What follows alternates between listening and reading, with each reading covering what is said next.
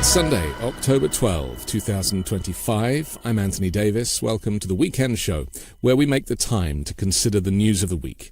You can support my work and independent journalism at patreon.com/5Minute News. Our guest today is a New York Times bestselling author of A Well-Trained Wife, her memoir of escape from the Christian patriarchy. Her second book, I Belong to Me, A Survivor's Guide to Recovery and Hope After Religious Trauma, is out next May and is available for pre-order now. Tia Levings, welcome to the Weekend Show. Thank you so much for having me. Tia, we have a lot to learn from you, I think, from your writing, but also the interviews that you've given. You come with so much clarity to a subject that I think many people don't know that much about. You're very much like a window on the world to this kind of Christian patriarchy. We seem to have a patriarch running the country right now, and his kind of minions all buy into that. Before you kind of extracted yourself from what you describe as a cult, did you ever think that it would take over the whole country in the way that it has? At the point of my escape, which was in 2007, no. It was a pretty isolated Christian patriarchy cult that had morphed out of mainstream evangelicism. So I did know that it was prominent and growing, and it was strategically plotting to get to this place. But I didn't really think that mainstream Christians would accept it. I didn't think that secular people by any means would accept it. And I didn't think they'd compromise their standards to the point that they would accept someone like Donald Trump as their populist vehicle to the top. He's not really a patriarch. He's an authoritarian, and that's distinctive. Donald Trump is morally corrupt in ways that the patriarchy only justifies to get to the top for power. So they needed a vessel to break into the mainstream, and that very much empty vessel was Trump. Yes, usually the women are their vessels, but sometimes they need, a convenient man who is popular and knows how to bluster in ways that they themselves cannot.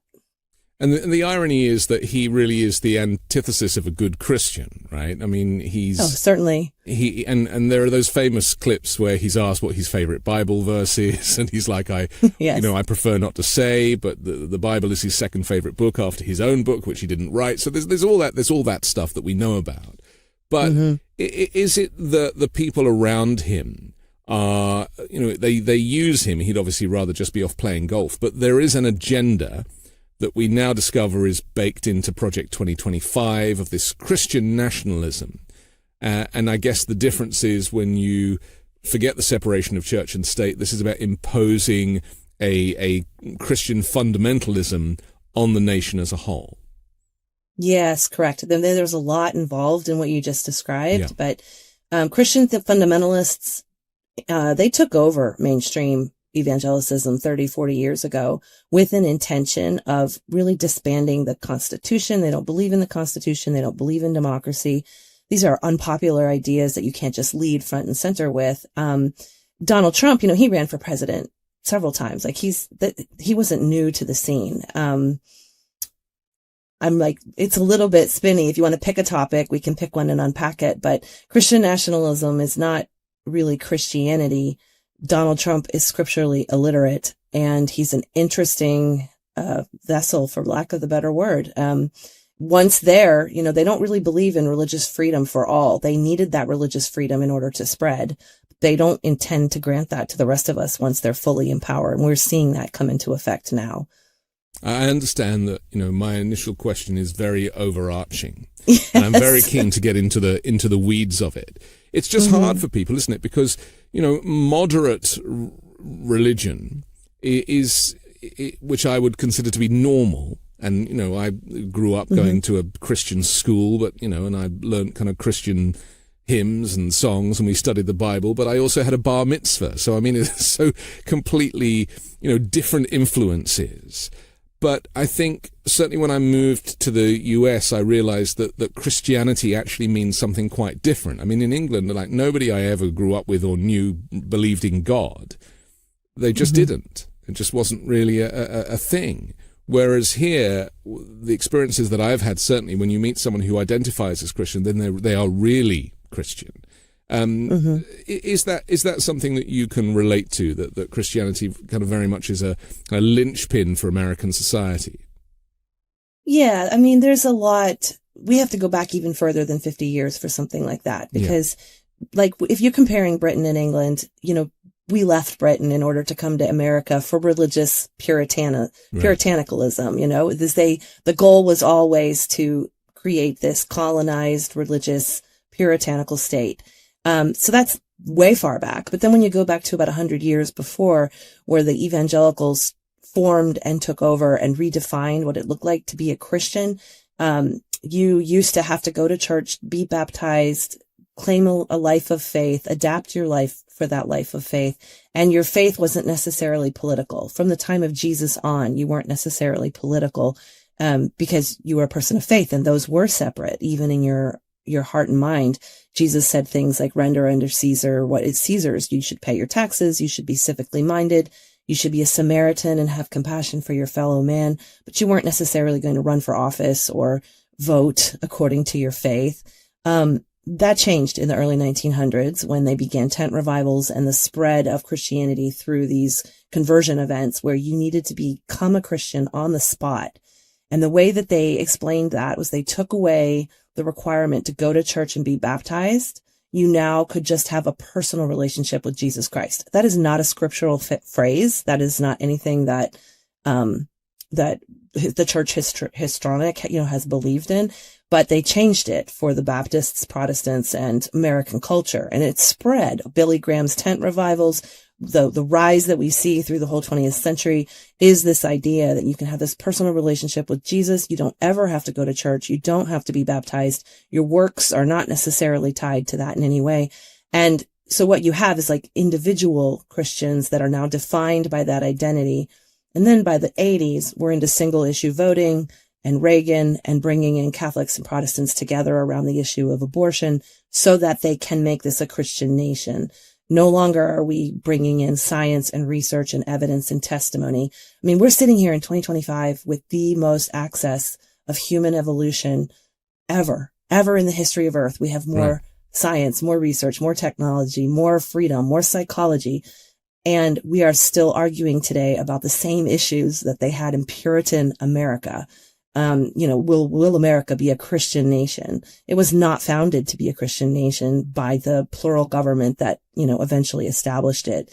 But that's, there we are. There's a lot of factors that bring us to where we are today. You bring up the major issue of interpretation. And it's not just interpretation of the Bible, but it's also interpretation of the Constitution. And that's kind of where we find ourselves now, right? Where their reading of it is that this is supposed to be a Christian nation, and that the founders were Christians, and that their thinking at the time was about building a Christian nation. And it's hard all these years later to actually present any evidence to the contrary. And you kind of want to respect people's religious position, but the problem with that is that they are now trying to build a nation on it. On it and by redefining it. So, one of the most common pushbacks I get is that not all Christians are Christian nationalists, which, as from an advocacy standpoint, that is a very frustrating argument. Like, how many is enough for you? How many is too many? When are you going to care? Not all it's just not really helpful. I have come to the position I feel that no, that's actually not the conversation we should be having. It's that they're designing their own denomination at this point. When I say they, I mean Christian nationalists. This does not have to do anything with Jesus. And so when you talk to people who are both using the same name for their faith, but one of them is a political theonomist movement, which theonomy is the application of Old Testament Levitical legal code to modern society. And sometimes they'll use Paul from the New Testament, but they don't really talk about Jesus. That's Christian nationalists using theonomy. And then you have people of faith who believe in Jesus and empathy and compassion and servant-hearted living and also research and science and progress. Those are not the same two things. And we're using the same word in modern society to describe them both. And I think that that's part of our confusion is we need to take a step back. And unfortunately, Christians have, in large, en masse, put it on the shoulders of secular society to decide who's a true Christian and who's a false Christian, or who's a Christian, this kind of Christian, and who's a Christian nationalist. It really isn't secular society's job to do that. We should not be policing the church or policing Christians or defining that, but they are leaving us with no option because we're left with this damage in Jesus's name. And like, what else are we going to do? We're trying to save democracy. And the separation of church and state plays a huge part in this, doesn't it? Because whilst it is written, it is being undone as quickly as it was written. And we're seeing that, I mean, even with the Supreme Court, which is, currently reconvening for their sessions, and we're going to see gay marriage on the chopping block, undoubtedly, and a whole bunch of things associated with the LGBTQ plus community.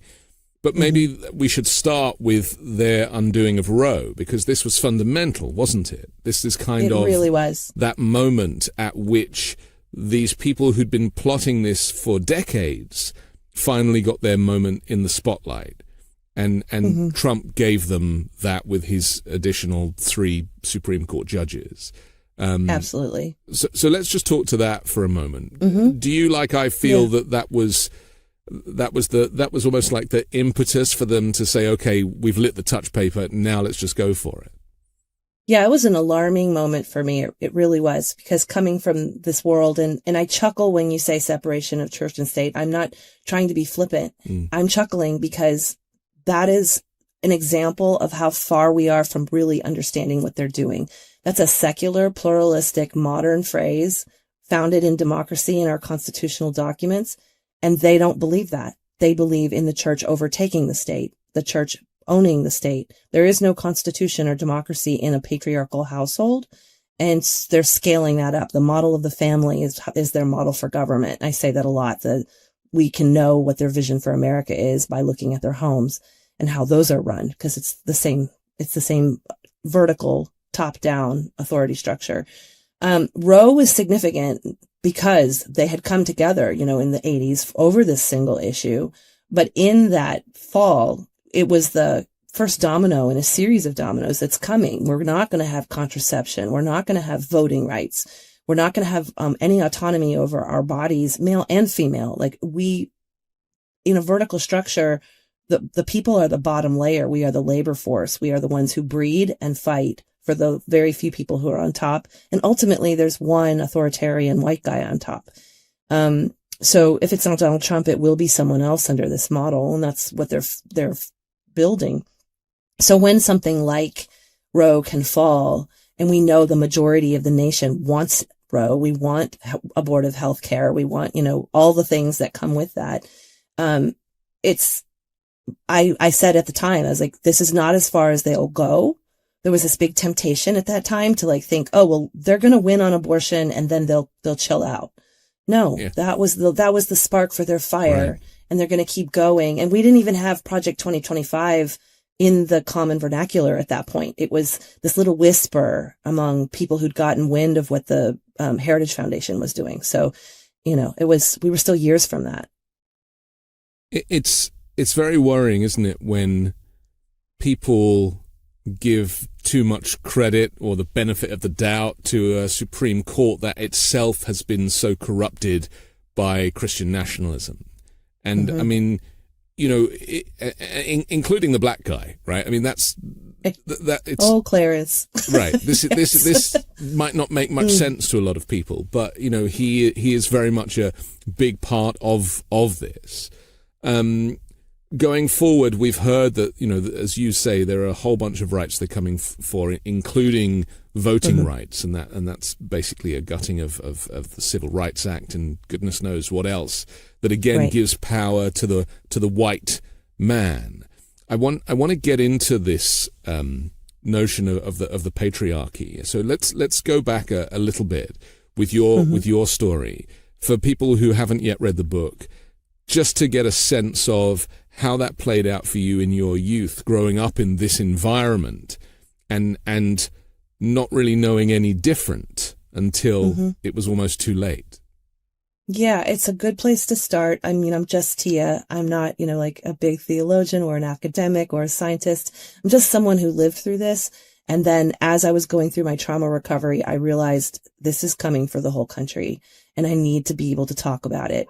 Which puts me in a very tiny class of people because there's just not that many who have escaped with their lives and then done their trauma work to be able to talk about it without re-traumatization, and then also can write. So I am in this unique perspective that landed me here today and has led to the kind of work that I do every day. If any listeners are wondering, hearing this, and they're like, well, that's just not the Christianity I know, and none of this makes any sense to me.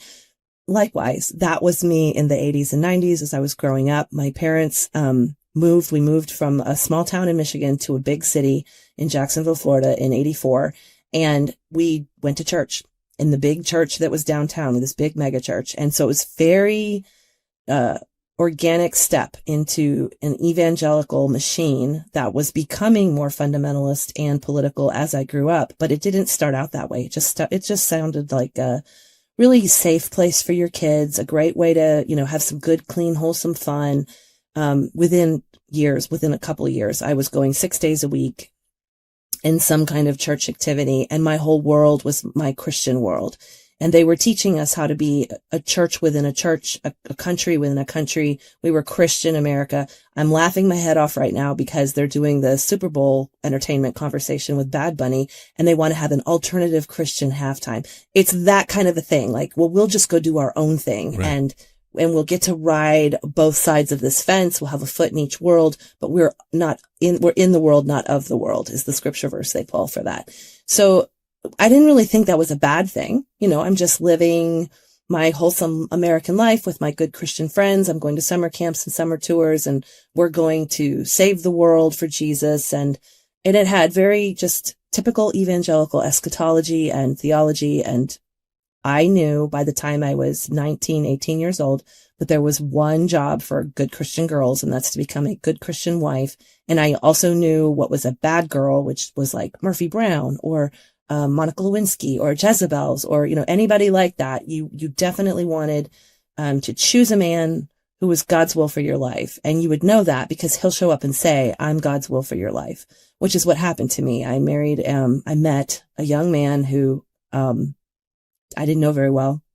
I didn't have very much chemistry with, but he liked me and he said that he was God's will for my life. And our church celebrated short engagements and purity culture. And our whole job was to be virgins on our wedding day, which I had, worked so hard. Like, no.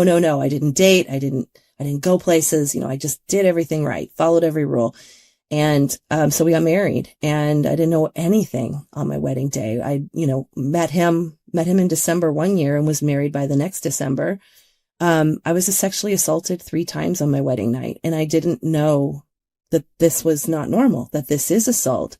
I didn't know until I ended up in the doctor's office a week later, and the doctor had seen the result of sexual assault and said, this is not okay.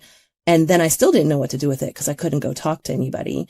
What happened during that marriage is my husband was very devout and theologically minded. He had a, disorganized mental health status, but God was supposed to solve that. And there were always these pastors and teachers and books that would help us. And so one pastor led to another pastor, one book led to another book. And, we're staying in our lane. We're not seeing doctors. We're not going to psychologists. We're listening. We're going to the pastor's office when we need counsel. And the church is becoming more political, fundamentalist, and reformed at this point. So they're bringing in Calvinist doctrine now, and we're changing churches, to get more and more devout and follow God and become more holy and more holy. In that 10-year span, I had 9 pregnancies, 5 live births, 4 surviving children.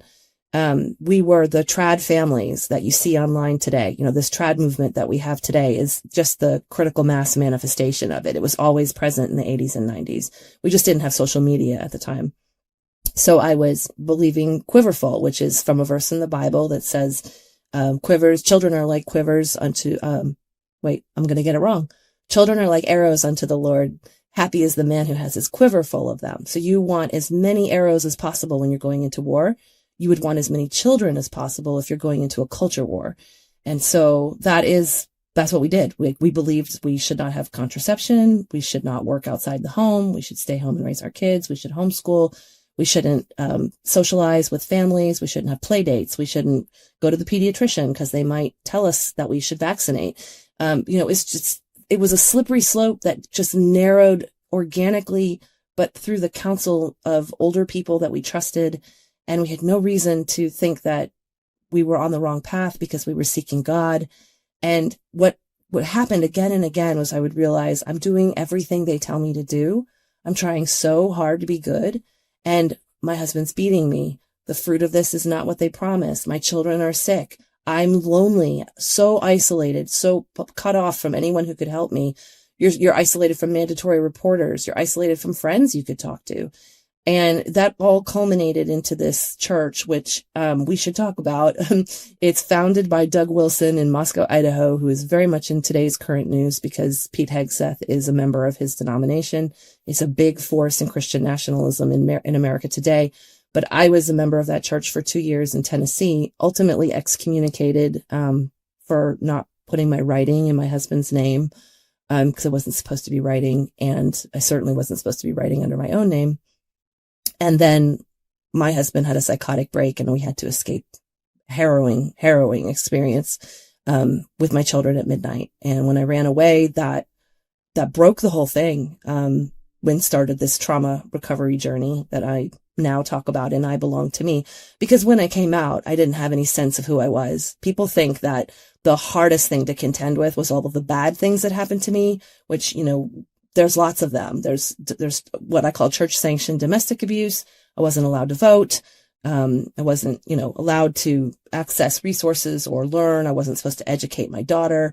Lots of things, lots of bad things that we would contend with. But actually the hardest thing to heal from was that I wasn't a developed person, because if we go way back to that innocent entrance into church, I was indoctrinated to believe and perform and behave and become this kind of citizen.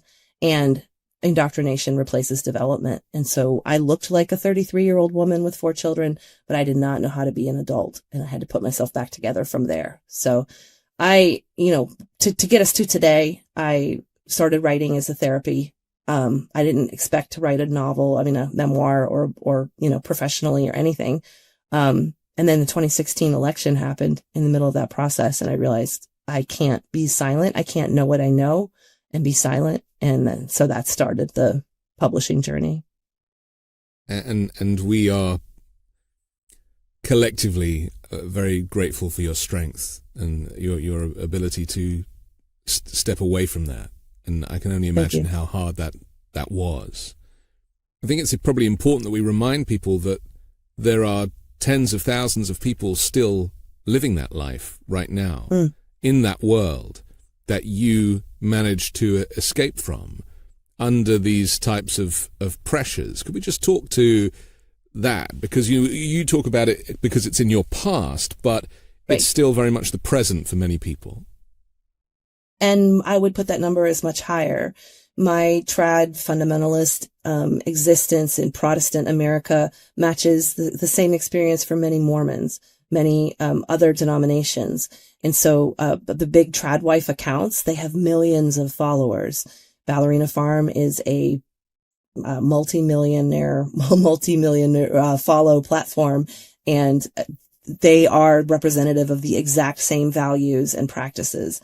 They have I think the real danger in those big accounts is that number one, they're scamming and recruiting, but number two, there's an underlayer of women aspiring to do that, hoping they'll have the same results, but they don't have the same resources, the financial, backing and the things that really make that work on a social media level.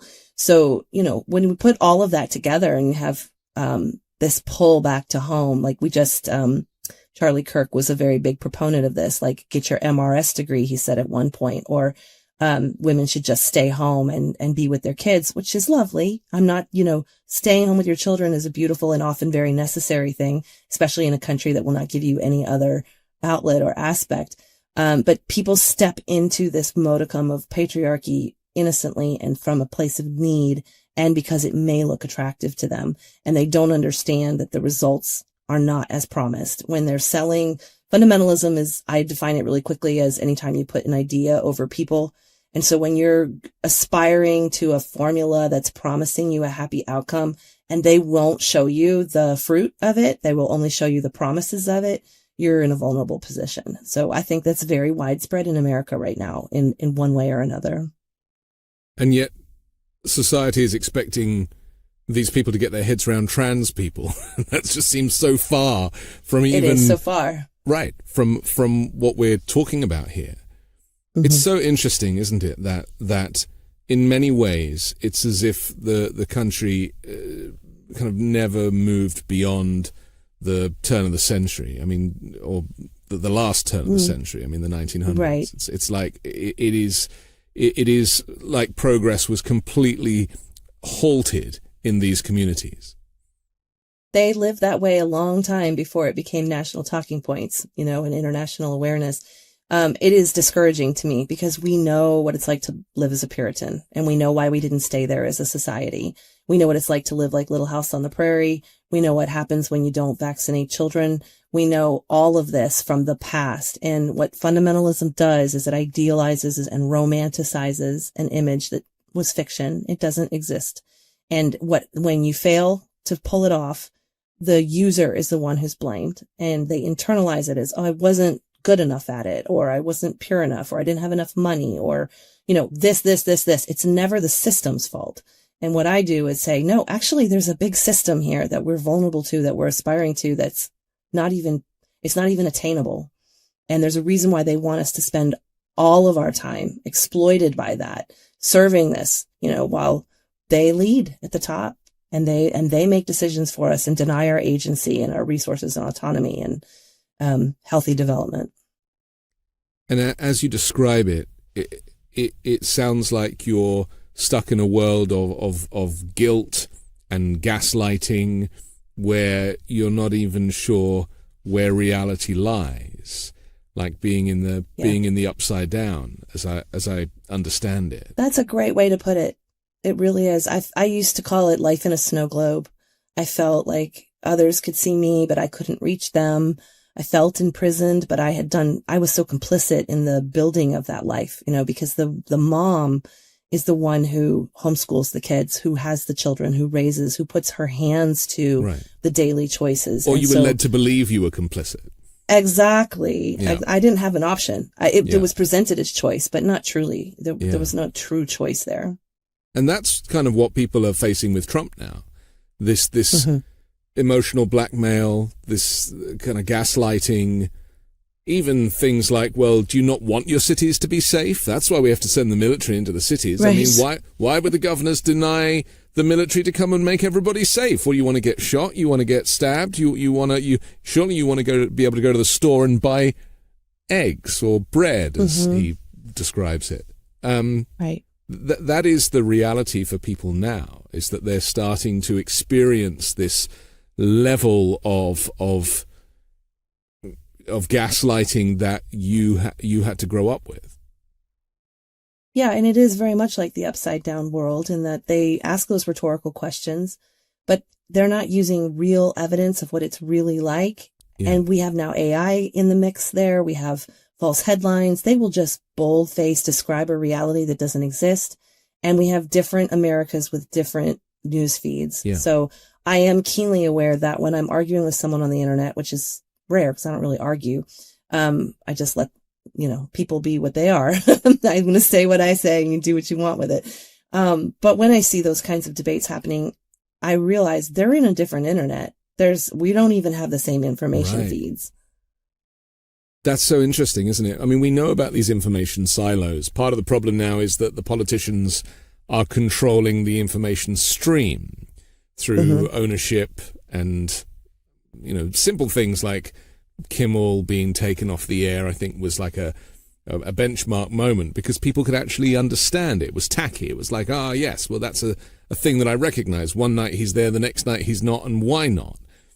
Right. It's a very simplistic way of looking at it, but it does seem that in this moment, because of the exceptionalism that is baked into American culture, the idea that anyone's kind of meddling with your culture from above might seem alien. Alien, and it'll be so remote and invisible, they won't understand cause and effect. Excuse me. So one of the things that really has me concerned right now is sector-specific AI.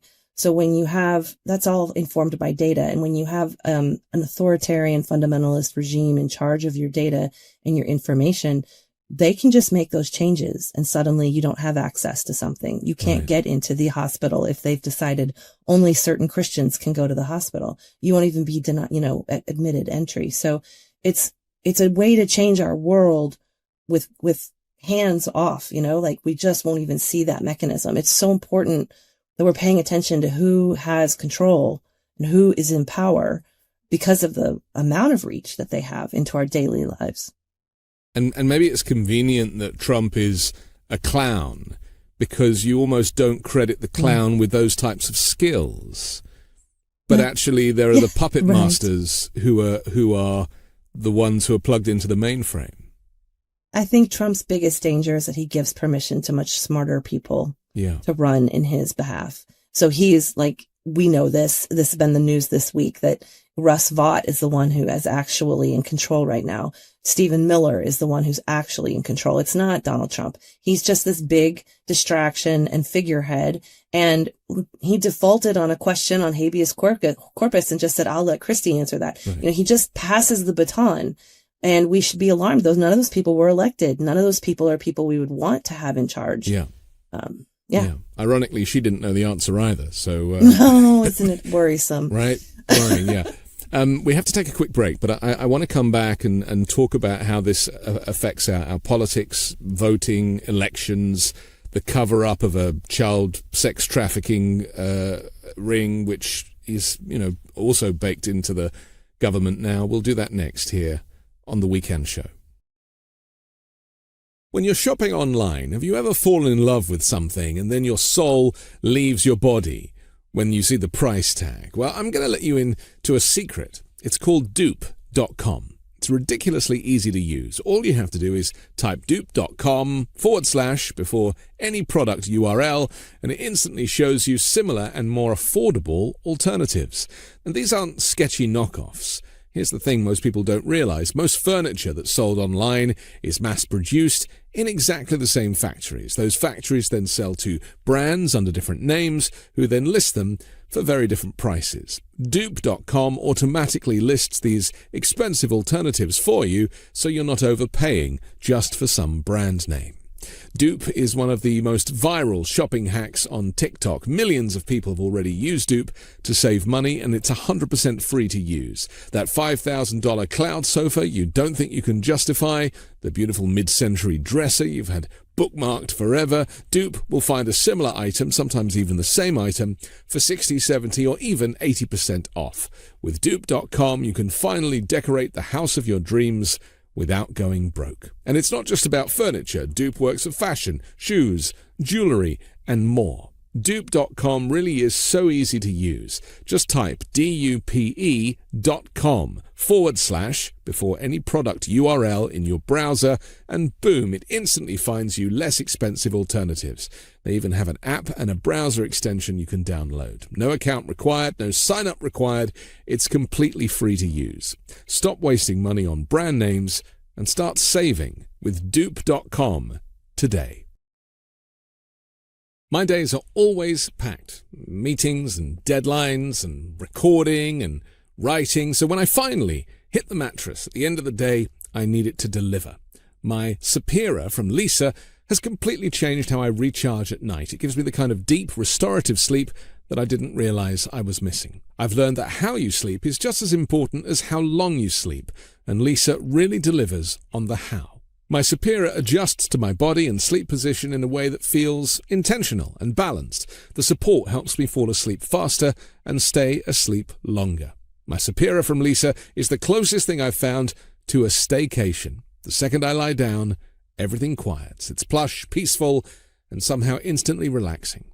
It's the one part of my day that feels indulgent in all the right ways. Lisa has a lineup of beautifully crafted mattresses tailored to how you sleep. Each mattress is designed with specific sleep positions and feel preferences in mind. From night one, you'll feel the difference. Premium materials that deliver serious comfort and full body support no matter how you sleep.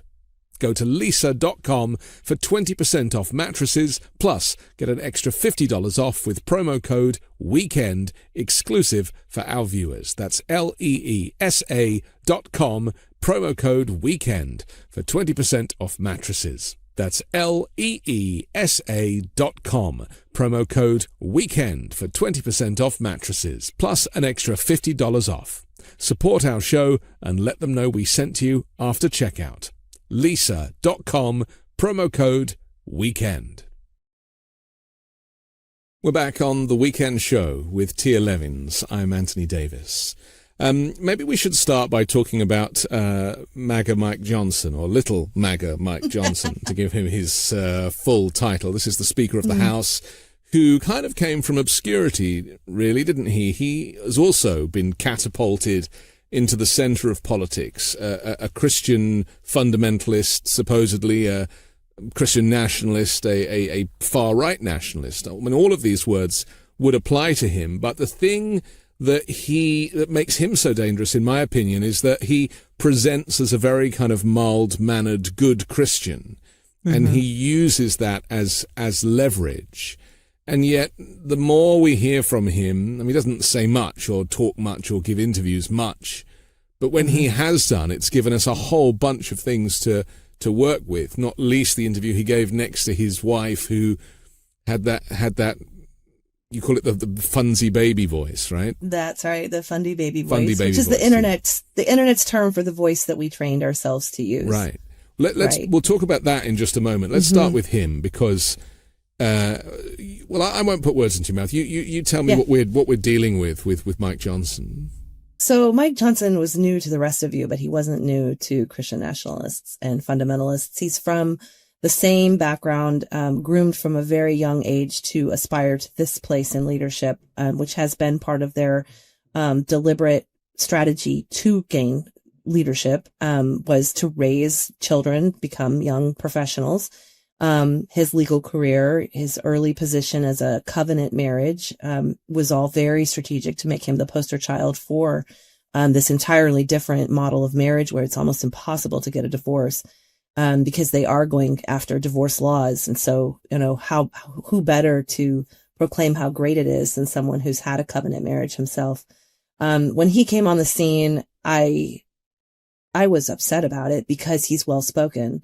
To that point, most of them had been sort of either really rural, kind of uneducated buffoony types, or the, which is not a slight to rural people, by the way. This was the stereotype that they had been. And then the clownish aspects of Donald Trump and the corruption that is a little easier to argue against, because it goes so point for point against, religious values and spiritual values. But Mike Johnson's an exception to that. He's well spoken. He's got a little Boy Scout face. He seems almost innocent, almost playful. He's really good at the twinkle in his eye. And he seems non-threatening in this mediocrity kind of, I can go between the extremists and the crazy people, and I can keep this sense of normalcy in place. And for people who are used to looking at evangelical Christians and thinking, oh, they're just good people, they're just living their faith, Mike Johnson sort of embodies that as I'm just a good Christian man who just is Republican, and you don't have to worry about me. The fruit of his life does not bear that out. The fruit of his behavior in Congress does not bear that out. And if we're not looking at the results he's actually producing, then we're tempted to look at the image, and they're gonna diverge. We're in the middle of a government shutdown now, 2 weeks in.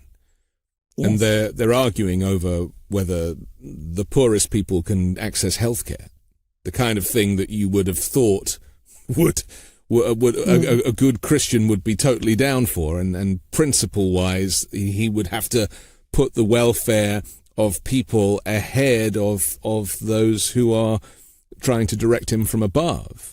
But that's absolutely not the case. He is gaslighting the nation with, the stuff that he's saying, and is basically just doing whatever Trump asks of him. So how do you, in his mind, how do you qualify being a good Christian and at the same time want to take away healthcare? I go way back to the beginning when I was talking about we're using the same word to describe, we as a society are using the same word to describe two very different kinds of faith believers. Mike Johnson is a beta male in a patriarchal structure. He knows that he's got to be obedient to his authority, who is Donald Trump, who is God, or who is Russ Vought, who is God, like if Donald Trump's off to the side. But it's not the same faith that we're used to as far as Christians caring for their Samaritan neighbor and stopping to help and provide and caring about, with empathy, the needs of the country. Mike Johnson's a theonomist. He believes in Levitical law. You're either in or you're out, and it's belonging based on belief. And there is no health care there. Fundamentalists don't use insurance programs and state aid or anything like that. I wasn't allowed to go use WIC or, anything like that as an impoverished fundamentalist wife. They don't allow that in their households and in their communities. And so they don't really think that the nation needs it either. If they're going to scale it to their model, non-believers will not have health care. The only people who will have health care are the Christians who are underneath their umbrella of authority. And they don't care. They're very heartless about this, and they talk about it in a way that is, well, that's your fault because you didn't believe. I'm so grateful to you because you've answered a question that I have been struggling with, and many people I'm sure have been struggling with, is how there can be so much cruelty from this regime, and yet at the same time profess to answer to God. It makes no sense to me at all. Makes no sense to anybody. And the fact that they can say it with a straight face, albeit a baby face or an orange face, is kind of irrelevant, right? It really this is their belief. So just talk to this for a second more, because I think this is fascinating. The Christianity that we kind of peg them as is actually a different, it's a very different form of Christianity to the one that drives them. It's a Jesus-based faith, what you're describing. And Jesus taught compassion and kindness and provision, love, equality, respect. Those are beautiful values, love and inclusion. That is not what they believe. They believe in an authoritarian maladaption of the Old Testament God, because what I often hear from Jewish believers is they don't even interpret the Old Testament correctly. They have removed that from its historical context and from its grace and kindness and mercy that the Jewish people know of their Torah to express of God. So they have this third version of God that is authoritarian, merciless. There's a verse in the Bible, gnash the babies of your enemies on the rocks. It's one of those verses that was always kind of a litmus test of like, how literal are you with the Bible? Because we don't want to be that literal that we're gnashing babies on the rocks. Theonomists are literalists. They accept the whole Bible and they interpret it the way they want to. So that Old Testament vanquish your enemies, this Department of War business of Pete Hegseth's, all of it is related to this idea that God will destroy the people who do not agree with their version of God. And they don't care if Gaza is wiped from the earth. They don't care if people starve, if the humanitarian aid and the food for children is destroyed. The cruelty is the point, because the cruelty is a demonstration of their version of the deity, and that keeps them in control, keeps them in power in this structure. It's supposed to compel us to come along and join them, and we are repulsed by cruelty. We don't want to have anything to do with that. So here and now we have this division. This also explains how his supporters were able to overlook the Access Hollywood tape and this kind of awful use of language, degrading, misogynistic language towards women and girls, and why they put their hands on him like he is the Messiah, and they pray with him while he sits there probably thinking about golf or something else. He's their Messiah, all right. I mean, he's saving them from a place of disempowerment and bringing them to a place of power. Of course, he's their Messiah. Shit. I mean, this is a lot. This is a lot, because And the problem with this being so much is it's so much for people to get their heads around. I mean, when people are just working and trying to put food on the table in an increasingly expensive culture and society, that one really, aside from reading your book, needs to devote a lot of time to get their heads around how the US is being reshaped in Donald Trump or in, Project 2025's image. Or not. I don't necessarily think it has to be a time-consuming thing. When you finally understand that we're not talking about the same faith, this is not the same Christianity, it should free people and give them hope. You can have faith in Jesus and have nothing to do with Christian nationalism. And now you're free to live your life in accordance with your belief, which is empathetic and loving and giving and gracious and progressive. I believe in a future where we are actually improving our society, not returning to 1600s. I want that world. I want to spend time envisioning what that looks like and what kind of decisions we make and what kind of leaders we choose. It has been freeing to me to say, actually, here's the line. This is Jesus-like, and this is not Jesus-like. And it's very much like the old Crusades, where those old bloody Crusades were also not the kind of Christianity that people wanted to embrace. And we're at a point of choosing again. Are we going to have a bloody crusade, or are we going to move forward with progress, faith, and love? It's pretty simple. Like, I don't find it time consuming at all. I find that's important and refreshing, because I suppose this also answers the question as to why he would designate Antifa a domestic terror organization, because this also puts people into a camp. You're either with us or you're not with us, and Antifa, which is short for anti-fascist. I mean, if they are his enemy, then what does that make him? Is what I keep asking. It's almost like an admission that I am the fascist, I am the dictator, and if you're not with me, then you are the enemy. It's almost like by conflating religion and this kind of anti-religion, it's almost like why they go after people who are pro-Palestinian, supporting the Palestinians, and saying that is kind of terrorist activity, and identifying these individuals for writing an op-ed or staging a peaceful protest, is that it separates the them from the us and takes any amount of choice or freedom of speech out of the equation. Yeah, I think we have to really rely on those definitions because there's so much truth embedded into them. So what you just said, Antifa, I don't want to use that name. I want to say anti-fascism. I'm doing a lot of education right now on Christofascism, because that is a phrase that was coined in 1970 by Dorothy Soul, a German Lutheran liberation theologian. It's been around for a long time, but we are dealing with Christofascism, and being anti-fascist is what we're supposed to be. And if they are, that saying that every, every confession is or every projection, I'm going to get it wrong, but they tell us, they accuse us of being the very thing that they are. Every confession is a projection. Thank you. Yeah. That is what they're doing. When they name anti-fascism as a terrorist organization, that's because they want to be free to be fascists. I want to just keep reflecting that back over and over again. Like, they want to be free to be fascists. They want to be free to be Christofascists, because I believe in the intelligence of the other plural democracy believing people that are going to be like, plain as day, we're being played with a psyop. It neutralizes their power. It's almost as effective as laughing at them, which is a nice way to diminish some of that power. And what Gavin Newsom is doing when AOC makes fun of Stephen Miller's height, and they spend an entire night on Fox News talking about his height. Well, guess what they weren't talking about that night? Right. It is empowering, isn't it, to see leaders who are not scared. But this is a problem that we've seen in the politics, that all the Republicans in Congress are terrified.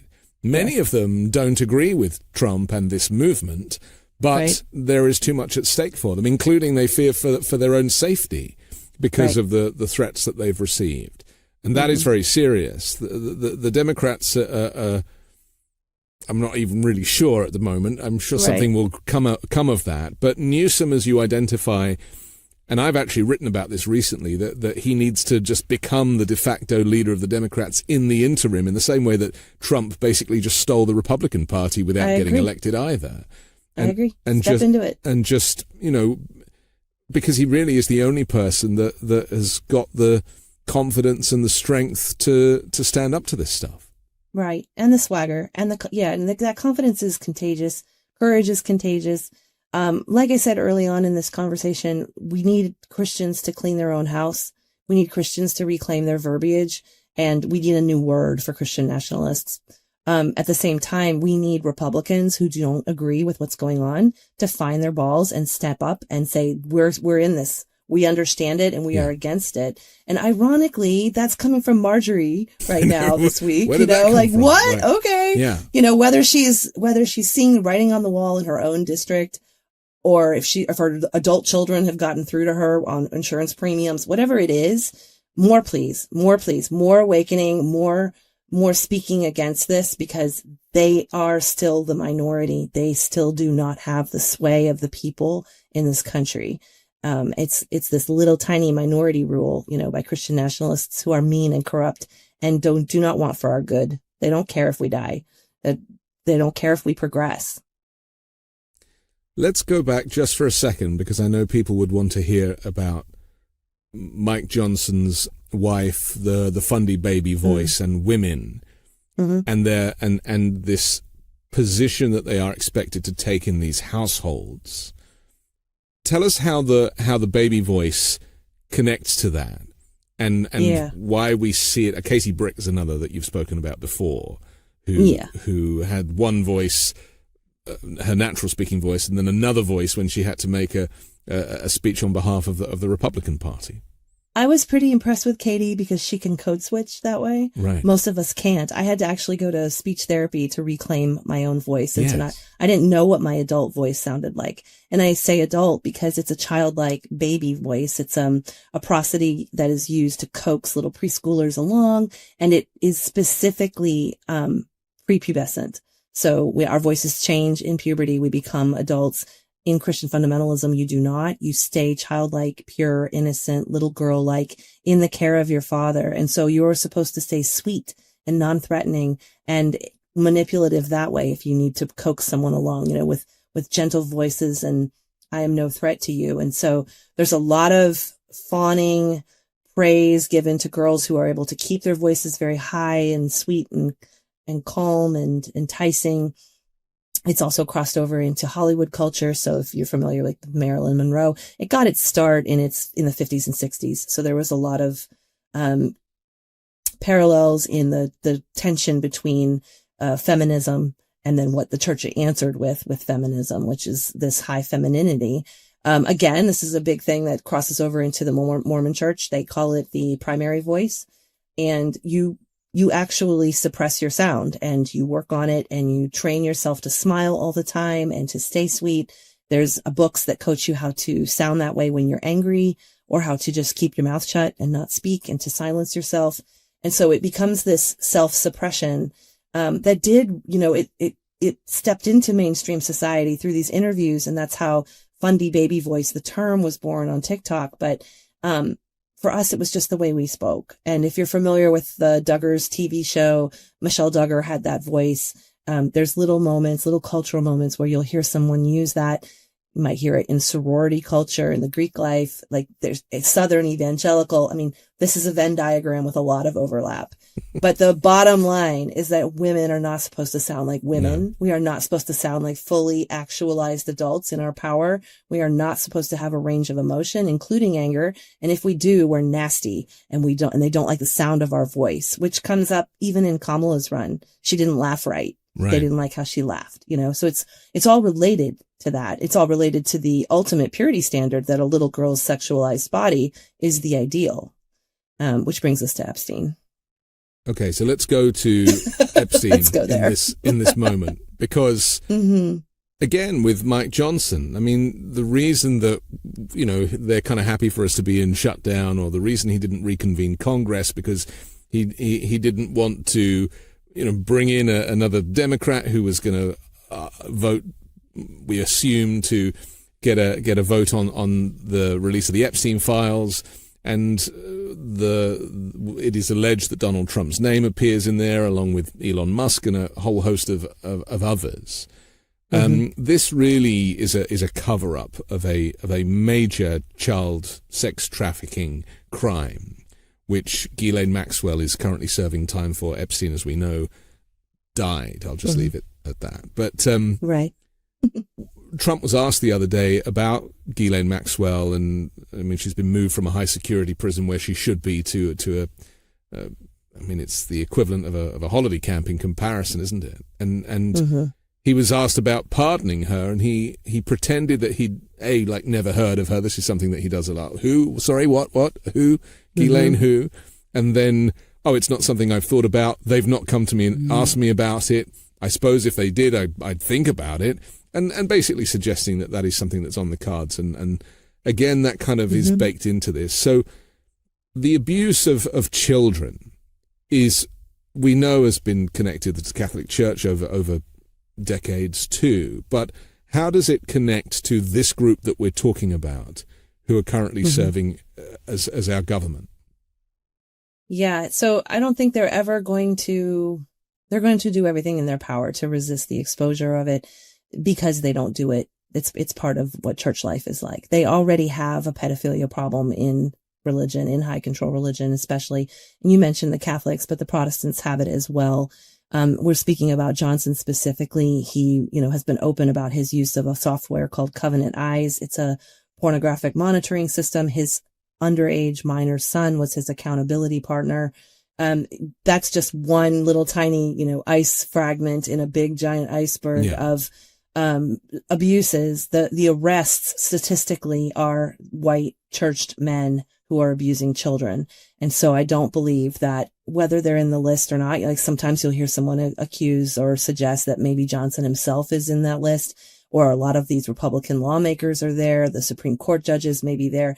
Maybe not. It doesn't matter. That's not the point, is it? The point they come from religious backgrounds right. that don't value the safety of children, that don't value the safety of women, and they move and they protect predators. They move them around. They shelter them, and they shelter the women who will also protect the pedophiles. So, that's not anything new. It is one and the same to my ears. Like, I've been hearing that my entire life. I watched that happen. I watched pastors be protected, and they had been accused of raping 11 and 13-year-old girls too, and it didn't matter. It was always the girl's fault. She was always vilified as the one who had done something wrong, which is very consistent with any kind of failure in the system. It's always the user's fault. It's never the system's fault. And I have zero confidence in a spiritual religious Republican's ability to hold a pedophile accountable. They don't do it. It is unusual to hear someone like Marjorie or any other woman in the GOP speak about the protection of children, because if they were honest with themselves, they know that has never been the practice. Unless it's a fetus or an unborn child. That's different. Yeah, well, different. It's different very easy to advocate for unborn children. Right, yeah. Like they don't put up a fuss. They're perfect. They're, yeah, that's an easy platform. And this kind of ties into school shootings and why they wouldn't bring about any legislation for gun control. It's all connected. Yes. Once that's in your mindset that children are just accessories and pawns and part of they're not of value to you unless they're going to do the thing you want them to do, unless it somehow helps you. They don't value those lives. They're not pro-life. They're pro-birth. They're pro-gun, but they're not pro-life. Yeah, I mean, that even extends to not wanting to provide childcare for new parents. I mean, it is it's remarkable, isn't it? It's the hypocrisy, I guess, is the thing that I really struggle with, is that there is a very public-facing version of themselves, and yet privately the hypocrisy is them involved in the very things that they claim to despise. Right. Hypocrisy will break people, has broken people, is continuing to break people. There's a verse in the Bible that says you should be inspectors, fruit inspectors, and it's a good, helpful litmus test for hypocrisy, because when we look at the fruit of what they produce and hold them accountable by their fruit, it becomes very simple what they're doing. If we spend any time mired in what their intention was or what their words are saying or the image that they're trying to project, now we have a disconnect and we're confused. We can just simplify it and say, what are they producing? They're producing a country that's divided. They're producing confusion. They're producing heartache and abused children and government shutdown. Like the Republicans are in charge wholesale of every branch of government and we're shut down. That is no one's fault but their own. That's the fruit of Republicans in full leadership. So, okay, we don't want to do that again. We want to find a way to stop that. That's got to stop. And there's no growth. I mean, there's no construction. There's no infrastructure. There's no plans for education other than to shut it down. There's, you know, and then the bribes to the universities. So infiltrating education, or certainly higher education. You know, we just had the schools guy in Oklahoma quit. I think he got a better job, but he was the one that wanted to put Trump Bibles in schools and the Ten Commandments on the walls and all of this stuff. It is acute. The problem is acute, isn't it? Right. I just want to ask you about some of the leaders that we are having to kind of witness. People like Caroline Leavitt, for example. Am I right in saying she kind of started out with a baby voice and has now kind of changed? Can we just start with Caroline's a baby? She's 27. She's 27, right. Let's just remember that we are being spoken to by a very young person whose prefrontal cortex, you know, crossed that threshold 2 years ago. Yeah. She's married to a patriarchal old man. She's herself not home with her child. She was the voice and face of the training videos for the Heritage Foundation for Project 2025, utterly groomed and you know, formed for this position. Right. Trump calls her his star. Here's my star. Yeah. He's the little baby on her. She's the baby on his lap. You know, he surrounds himself with these little blonde, yes girls. And she does a very petulant job of delivering her very emphatic points. Anytime I see her lean in, turn red and bounce on her toes, I always think of Shirley Temple. I always think of like a little child who's having a tantrum at the press office. You know, it's like, oh, when are we going to be run by grown-ups again? When is this enormous enterprise known as America going to be run and staffed by an adult? Yeah, I find myself saying, come back Sean Spicer. It's not a phrase I ever thought I would say. I know. But what they've done there, though, is that they've now filled the press room with kind of far-right news outlets. Influencers. News, I suppose, is not really the right word. And any of the legacy media, they're just not called upon. So you end up kind of getting a very skewed version of events. But it's not just Leavitt that is batting for Trump on every level, but we're seeing this from Pam Bondi as well, who also happens to have blonde hair. I don't know if it's connected. But sure it is. I mean, the uniformity is on purpose. Right. But the way she talks is also petulant. We've just seen her in front of the Senate Judiciary Committee. And she's like, how dare you ask me a question? I am not going to tell you anything about what I said with President Donald Trump. I mean, Does it sound like Scarlett O'Hara to you? Right? That was quite a good impression. I don't know where that came from. I was channeling her. But that pentameter, her use of language, again, very Shirley Temple-esque. And this is his defense in a way, isn't it? Kind of women who are protecting their man. Right. He puts non-threatening women in place for strategic reasons. Usually if a woman is in a place of prominence in patriarchy, it's to bring along other women, bring them in. They will never be on the top level. They will never be free agents for their own voice and ideas. It's always to carry water, to point back, to reflect, to shut down, to gum up the works. And Bondi does a good job of that. You know, she's a woman who's very well versed, very experienced. I'm routinely surprised at her actual age. She's too old to be behaving this way. Yeah. She's too educated to be conducting herself that way in a respected office.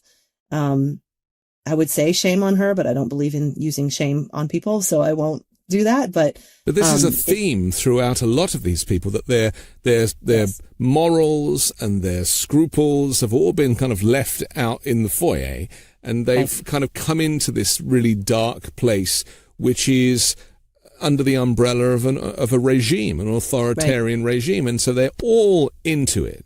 And so maybe finally we can just talk to this word that we only really use once, and that is cult. The fact that what we're actually describing is a cult. And at what point does kind of organized religion cross over to become a cult, where all of these individuals that have been given jobs that they are wholly unqualified for are convinced? See, I would love to know that they go back and they're like, oh my God, you won't believe what I said today. But actually they don't. They are convinced that they are doing the right thing, that their work is righteous when it's anything but. They're fully immersed and they're completely programmed to believe and carry it, but they also know that they can't leave. So when you can't leave a group, I go back to my story where we learned how to have an America within an America and a church within a church. We were a cult of ideology. And so there's no centralized location. If you're used to using the word cult in reference to like Jim Jones's Place in the Jungle or a certain building like David Koresh in Texas, it won't meet that criteria because it's a Wallace cult. It's ideas that are spread. Doug Wilson himself, the guy in Idaho that I mentioned, he has homeschool curriculum and satellite churches. And so you don't have to be in Moscow to be part of his cult. You can attend in your own home and just use his materials. You're locked in by your mind. And so when you're not free to leave, you're not really free. And they don't have, counter information, access to counter information. They cannot question the authority. They're completely locked in by their belief and belonging. And so, no, I don't think there is moments in an ordinary day where they might express those kind of doubts. When cults crack, it's something has to shatter it. There's something has to break that little moment. We've seen some of those moments in the recent, news feeds where it feels like MAGA's cracking and some people are stepping away, and it's usually personal pain. Like for me, what did it for me was my daughter dying, and I realized I couldn't follow their programming and grieve my daughter. And I also couldn't go back and be who I was before she died. There was no way to be alive in this, unchangeable way. And so I had to choose this other way of like finding ways to live within the cult, but my mind was already cracked and free. And so it took me 7 more years to break free mentally and physically, but the crack was there. I see that happen again and again. People have to experience physical pain. They have to be rejected by the leader. They have to break something that was dear to them that finally makes them realize none of this is what they promised. None of this is materializing in what they said they would do. If anybody's grocery bill is lower, please contact me. If anybody's life is better than it was 9 months ago, I would love to hear from you, because we are collectively traumatized, stressed out, and held in this invisible, it's like a force field of stress. This news cycle is just poured on us every day. I mean, we've had major news events in the past 10 days that we don't even talk about anymore because we've moved on to something else, and that's on purpose and by design. So that's how that works. I mean, I do define it as a cult because they can't just leave, and they don't know the world outside of it. It's hard to know how this is going to play out. It's hard to know kind of where this ends. And I, like you, am feeling a range of emotions, none of which I'm enjoying at the moment. And and I fear like 1st of January when people kind of get those bills for healthcare and when we realize that tariffs have not generated any kind of wealth or revenue for the people, and that, as Bernie Sanders said the other day, AI is going to wipe out 100 million jobs in the US. And, right. And so there is going to be a chasm, especially when the mindset is of 200 years ago, when, automation and things like that didn't exist. So I think we are going to be left with a huge void, and the US as a nation will be left so far behind China and India and the other kind of developing nations that have already developed. Mm-hmm. Right. I don't think that's where we're really going to end. I think that we might get near that chapter. Yes, good. I took a great amount of hope from the military response into that photo stunt. Me too. Yeah. That could have been a disaster. It was planned to be a disaster. It was, if that had turned into an enthusiastic rally, we would be fucked. I don't know if I'm allowed to cuss on your show, but they weren't. They were silent. And now we've had the National Guard news this week. I don't remember the man's name, but he said the National Guard is there to protect the protesters. They're the peaceful Oregonians that are protesting. They are law abiding. It's those kinds of moments where I'm like, we still have the checks and balances of the people. And if they get us to that disastrous place where there is that kind of chasm and job loss, historically, those kinds of movements overthrow. They don't stay there. So, it could still be really uncomfortable and painful. And I will say from a personal level, escaping was personally painful and catastrophic and took years to recover. But we have to just pull up our survival skills and hold each other's hands and remember what sanity and education bring us. Keep reading, keep listening, keep having conversations like this as long as we can. We humans have to find one another. It's the most important thing right now. We have to finish, but for now, Tia Levings, thank you for joining the Weekend Show. Thank you so much. I'm Anthony Davis. Don't forget to support me and independent journalism at patreon.com/5Minute News or by joining the 5 Minute News YouTube channel. I'll come back next Sunday with a brand new special guest and more factual news to discuss on the 5 Minute News Weekend Show with Midas Touch.